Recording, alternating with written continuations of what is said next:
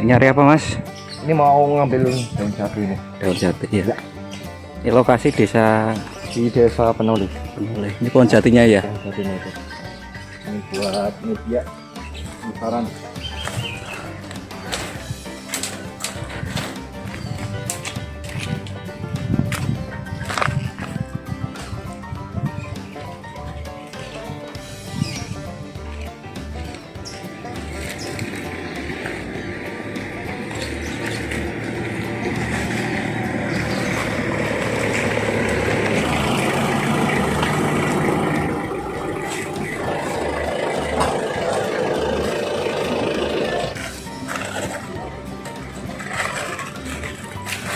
Banyak sini Mas pohon jati Mas.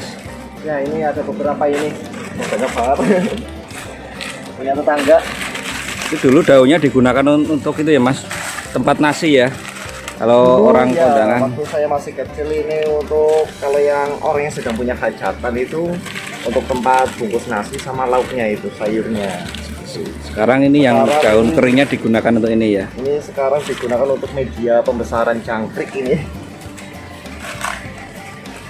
Bagus ini kalau untuk media pembesaran jangkrik.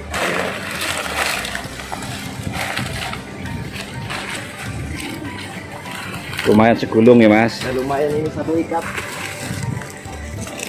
Ya, terima kasih Mas. Ini Mas apa nun sewu? Mas Sutrianto. Lagi ngapain kok pakai daun-daun ini mau? Oh ini buat rumah jangkrik. Mau buat rumah jangkrik? Ini buat jangkriknya.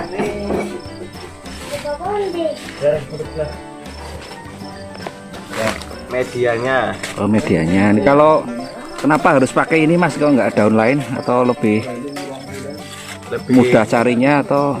Lebih mudah juga lebih bagus secara kualitas buat kayak media. Buat medianya lebih bagus ya. Ini sekali pakai atau bisa berkali-kali untuk panen jangkrik Mas? Biasanya kalau masih ada yang bagus bisa ini lagi Pak. Digunakan ya. Gunakan lagi. Nah kalau ini jangkrik apa? Ini sudah habis berarti nyari di mana itu Mas? Nyari di kebun Pak. Di sekitar sini banyak ya. Alhamdulillah. Jadi punya banyak pohon jati Mas. Ada Pak, punya tetangga. Oh iya, udah kira ini juragan kayu jati ini ya. Ini calon pengusaha sukses ini. Amin.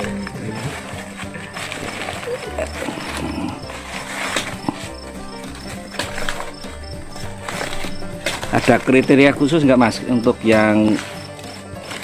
jangkrik itu daun jati yang bagus itu apa asal kering atau tidak rontok atau gimana?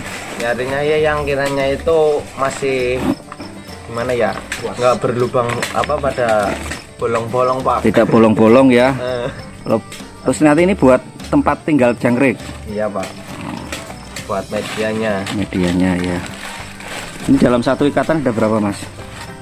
Ya, kurang lebihnya. Lumayan banyak sih Pak. Ada 20-an ya. Ya. 20-an. 40. Oh, udah sampai 40. Itu yang belakang sedang apa Mas? Sajen ya. Ini 2 jin ke sini ya.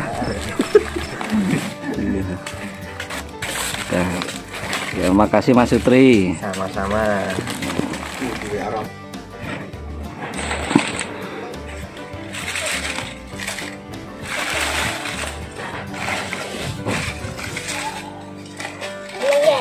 Apa sih ini jangan?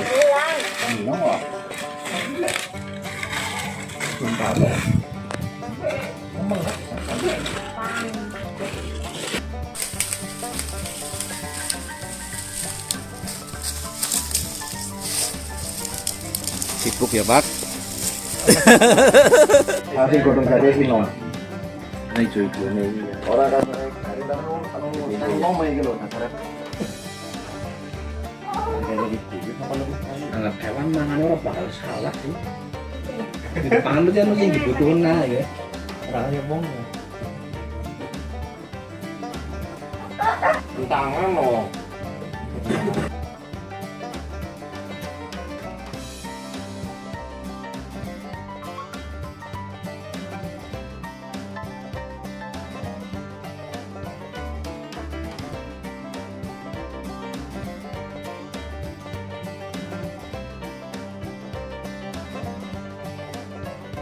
bokai. Ya ini sisanya ya Mas. Sisa bekasan itu. Oh, bekasan. Bekas panen. Bekas panen. Nah, bekas panen. Nanti digunakan untuk apa? Pupuk atau apa? Paling ini nanti untuk packing pas saat jangkrik panen. Oh, jangkrik panen. Tidak Ya. digunakan untuk media, untuk pembesaran tidak. Untuk pas panen saja paling. Makasih ya Mas. Oke, sama-sama. Adaptasi adalah cara bagaimana organisme mengatasi tekanan lingkungan sekitarnya untuk bertahan hidup. Adaptasi bertujuan untuk melindungi diri dari musuh atau pemangsa, mendapatkan makanan, bertahan hidup, dan melestarikan keturunan. Adaptasi tingkah laku yang dilakukan pohon jati adalah dengan meranggas, yaitu menggugurkan daun pada saat musim kemarau. Musim kemarau ditandai dengan tingkat penguapan air yang tinggi, sehingga dengan menjatuhkan daunnya yang kering, maka daun layu tersebut akan menutupi tanah dan mengurangi penguapan air yang terjadi pada tanah. Asam absisat adalah hormon yang menghambat pertumbuhan. Hormon ini akan aktif ketika tumbuhan berada pada kondisi atau keadaan lingkungan yang kurang baik untuk tetap mempertahankan hidupnya. Fungsi hormon absisat yang pertama, memicu pengguguran bunga dan buah. 2. Menghambat pembelahan dan pembentangan sel. 3. Menunda pertumbuhan melalui masa dormansi. 4. Merangsang penutupan stomata selama tumbuhan kekurangan air. 5. Merangsang pengguguran daun saat musim kering atau kemarau. Asam absisat melakukan kinerjanya dengan cara merangsang penutupan stomata saat tumbuhan kekurangan air. Asam absisat juga menjaga dormansi pada daun, batang, akar, dan buah yang berwarna hijau. Proses translokasi asam absisat dapat berlangsung melalui xilem maupun flum, dan arah pergerakannya bisa naik atau turun. Pengangkutan asam absisat dari flum menuju daun bisa dirangsang dengan salinitas atau kegaraman tinggi. Namun ada sedikit perbedaan proses transportasi asam absisat dalam siklus hidupnya pada sejumlah tumbuhan tertentu. Daun muda memerlukan kiriman asam absisat dari xilem dan flum, sedangkan daun dewasa adalah sumber dari asam absisat yang ditransferkan keluar daun. Daun dan buah pada tumbuhan yang rontok juga mendapat pengaruh kerja hormon asam absisat.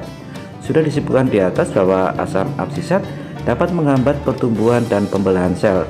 Maka dari itu, saat asam absisat bekerja, proses yang terjadi dalam sel menjadi tidak maksimal dan lama-kelamaan akan berhenti.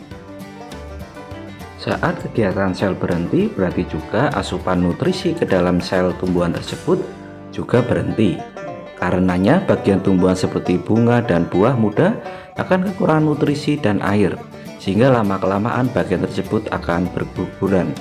Itulah alasannya tentang asam absisat yang ikut andil dalam proses pertumbuhan dan perkembangan tanaman. Asam absisat memang cenderung mendorong proses pengguguran beberapa bagian dari tanaman. Akan tetapi tanpa asam absisat pun mustahil bagi tanaman untuk tumbuh dengan normal.